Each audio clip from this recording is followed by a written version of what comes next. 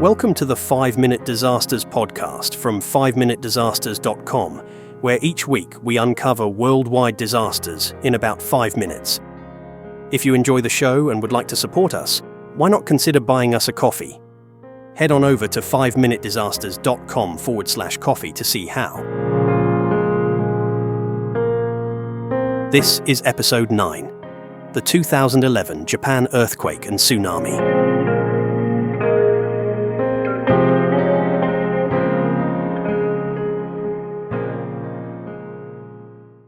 The 2011 Japan earthquake and tsunami remains one of the most catastrophic natural disasters in modern history, with far-reaching consequences not only due to the natural devastation, but also the nuclear crisis it triggered.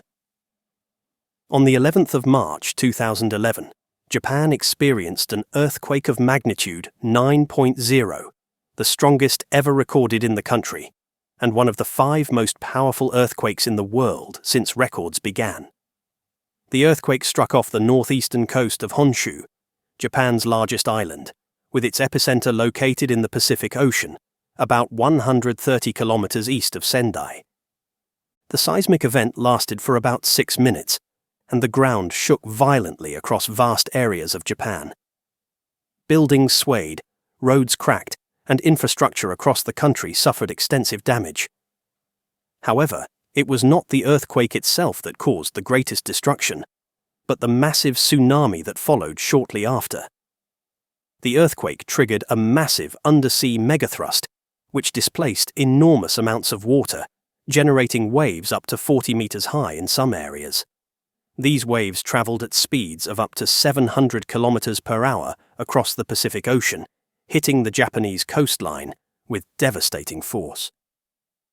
The tsunami swept over coastal towns and cities, dragging with it homes, vehicles, and anything else in its path.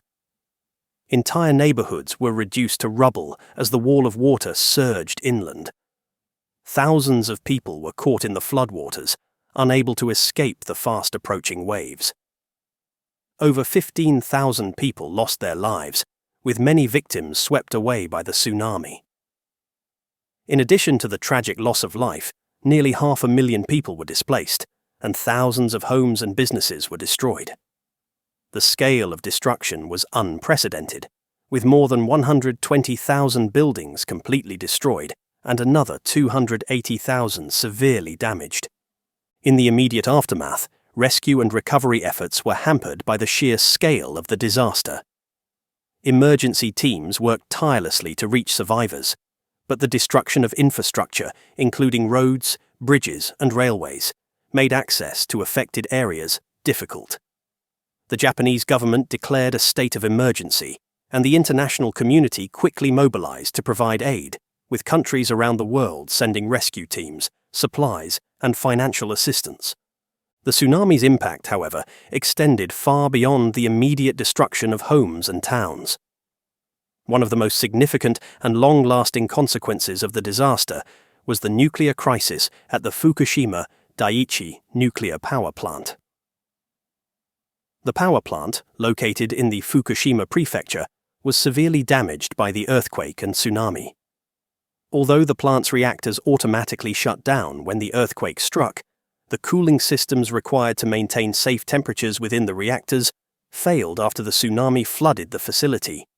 Without the ability to cool the reactors, the plant experienced a series of catastrophic failures. The buildup of heat within the reactors caused a partial meltdown in 3 of the plant's 6 reactors, resulting in explosions and the release of radioactive material into the atmosphere. The situation at Fukushima quickly escalated, and authorities began evacuating residents from the surrounding areas to protect them from radiation exposure. In total, more than 150,000 people were evacuated from their homes, many of whom have yet to return due to the long-term contamination of the region. The Fukushima disaster is widely regarded as the worst nuclear accident since the Chernobyl disaster of 1986. The release of radioactive materials into the air and ocean had profound environmental consequences. Radiation was detected as far away as the west coast of the United States, and elevated radiation levels in the Pacific Ocean led to concerns about the contamination of seafood and marine life. Cleanup efforts at the Fukushima plant have been ongoing for years, with the Japanese government and Tokyo Electric Power Company, TEPCO, facing the enormous challenge of decommissioning the plant and containing the spread of radioactive materials. The economic toll of the disaster was also immense. The earthquake, tsunami, and nuclear meltdown caused damages estimated at around $235 billion, making it the costliest natural disaster in history. Entire industries were affected, particularly agriculture, fisheries, and tourism in the affected regions. The nuclear crisis also had a significant impact on Japan's energy policy, prompting a nationwide debate on the safety of nuclear power. In the years following the disaster, Japan shut down most of its nuclear reactors, leading to increased reliance on imported fossil fuels and renewable energy sources to meet the country's energy needs. The disaster left a deep emotional and psychological impact on the Japanese people.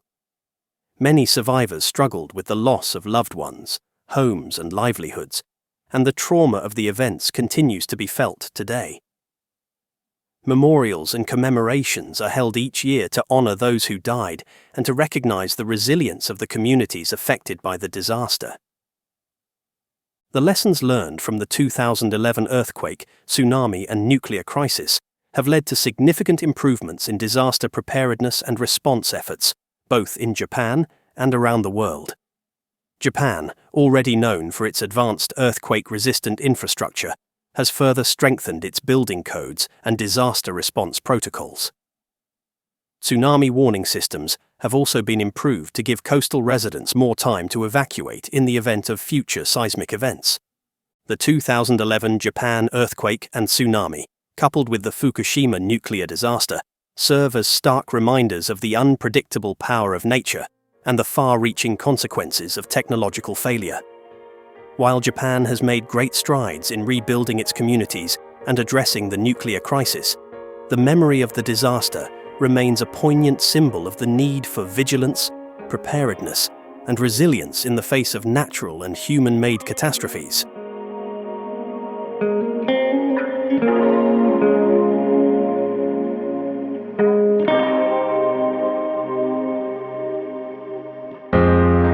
I hope you enjoyed that episode of the 5-Minute Disasters podcast from 5minutedisasters.com. If you did, don't forget to subscribe so you don't miss any future episodes. And while you're there, why not leave us a review? Also, please consider listening to our other 5-minute podcasts, which you can find at 5minuteproductions.com. Thanks for listening, and I'll see you next time.